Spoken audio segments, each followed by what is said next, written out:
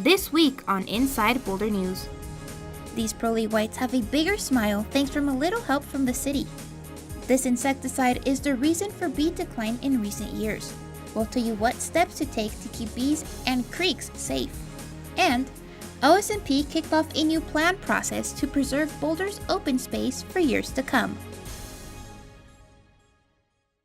Welcome to Inside Boulder News, your source for all things Boulder. I'm Jocelyn Avendaño.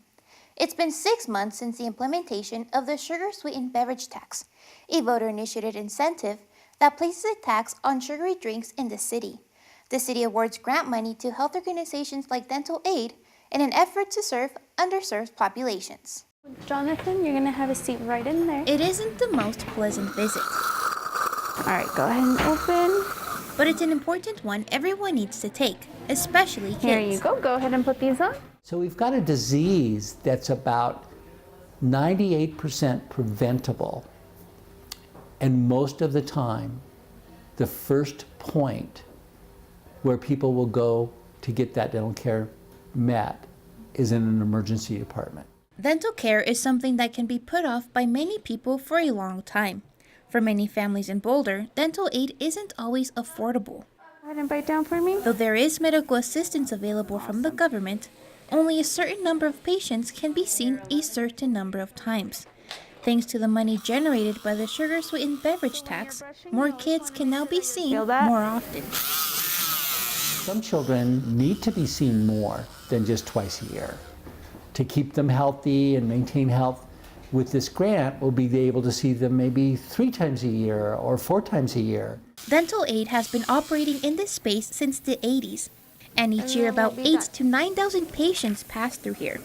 Apart from seeing more people more often, they hope to change dental behavior in the community as well. This tax will allow us to do that.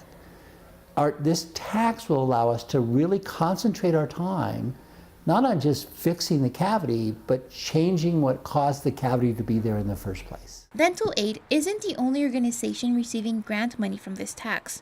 Currently, there are 25 other community organizations that have received funding so far. The funding is used to work with communities that have difficulty accessing healthcare services. And so working on issues like health equity and to prove health outcomes for all of our Boulder residents. The city began collecting the money from the tax in July of 2017. To date, the city has distributed more than $2.3 million to the 25 community organizations that work on issues like health promotion and health equity in the city. The organizations that got behind the measure and the citizens that got behind the measure had very specific purposes for the revenue. So we started with the actual law and looked at the purposes of the law and defined what the criteria would be for proposals as the funding was distributed to the community. Boulder is continuing to collect the tax and is getting ready for the 2019 application process that will begin later this year. For more information on the sugar-sweetened beverage tax, visit the website on your screen. The city kicked off its Open Space and Mountain Parks Master Plan this week. This long-term plan is in an effort to help ensure the protection of Boulder's open space so that future generations can continue enjoying of Boulder's beautiful land and sights. Boulder's Open Space and Mountain Parks Department manages about 45,000 acres of open space for the community to enjoy, connect with nature, and preserve for generations to come. We're working to create a master plan that will help us shape the management and the stewardship of our open space over the next decade and beyond. The city kicked off the plan this week. With the fast and ever-changing environment that surrounds us, the city hopes to create a community-supported management plan for the future. The first of 5 engagement windows is now open. So if people want to offer feedback right now, they can go to osmpmasterplan.org to offer that feedback. The first round of community input will help the city identify what the community values about open space and what their concerns are. In late February, the city will then release what they call a System Overview Report. That report will include all the interesting details about our work to preserve the landscapes, what we do to connect people to the natural lands, but all additional information that people might not realize, all the work that we do to protect water, preserve agriculture. And afterwards, don't be surprised to see OSMP staff on trails asking for your feedback on this plan in progress. The community's input is so necessary as we move forward, and certainly recognizing there might be differences in the community, but we all share a common legacy of open space conservation here. For more information on the OSMP Master Plan, or if you would like to provide input on the matter, visit osmpmasterplan.org. In 2015, the city banned neonicotinoids, an insecticide commonly used for agriculture, urban yards, and even termite and flea prevention in pets. Neonicotinoids, or neonics for short, have been linked to pollinator decline in recent years. Due to new EPA guideline tests, samples from this insecticide has exceeded the new limits. We spoke to Rella Abernathy from the city to tell us more about the dangers of neonics and how we can keep our ecosystems clean from this harmful material. Neonicotinoids, or neonics, are a type of insecticide that are widely used in agriculture and urban areas for a variety of pests. In urban areas, they can be used on trees, shrubs, lawns, and even applied for flowering plants. And why that's a big deal is that these are what we call systemic pesticides. They're highly water soluble, so what they do is they get taken up into the roots, and then they are transported throughout the plant, where they can affect bees who collect pollen and nectar because they contaminate those. Rella Abernathy is an integrated pest management coordinator for the city of Boulder.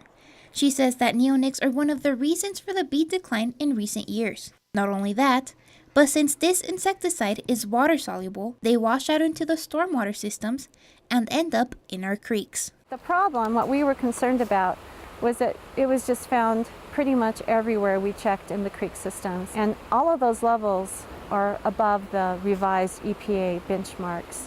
So that's just a snapshot in time, but the fact that it was so widespread is concerning. The city collected samples from creek systems throughout Boulder and found that the source of the neonics weren't coming from the city since this insecticide was banned a few years back.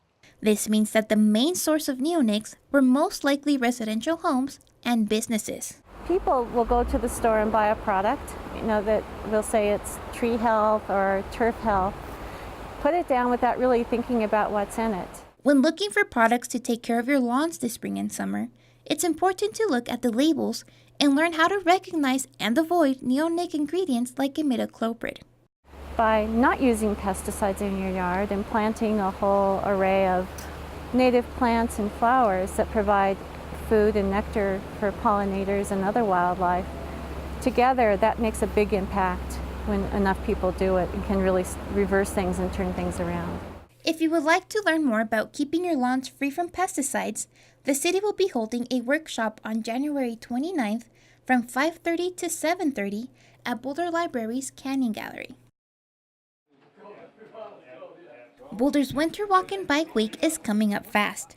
In preparation of this big event, Community Cycles, a nonprofit organization, will hold a free workshop on Winter Commuting 101. The workshop will teach participants how to choose correct routes, tips on what to carry with you while riding, and everything you need to know for a safe and warm winter bike commute. I think bicycling is a very important mode of transportation for our ever-growing population, and it's a fabulous tool to getting around. Winter Commuting 101 will be held at Community Cycles on Thursday, February 1st from 6:30 to 8:30 p.m. To register for this free event, please visit the website on your screen. And for more information on Winter Walk and Bike Week, please visit bouldercolorado.gov/Go Boulder. Thank you so much for joining us on this week's edition of Inside Boulder News. If you have pictures, news tips, or events you'd like to see featured, we'd love to hear from you. Connect with us on Facebook. You can also sign up to receive video updates right in your inbox. Just go to boulderchannel8.com and click on subscribe. Have a good week.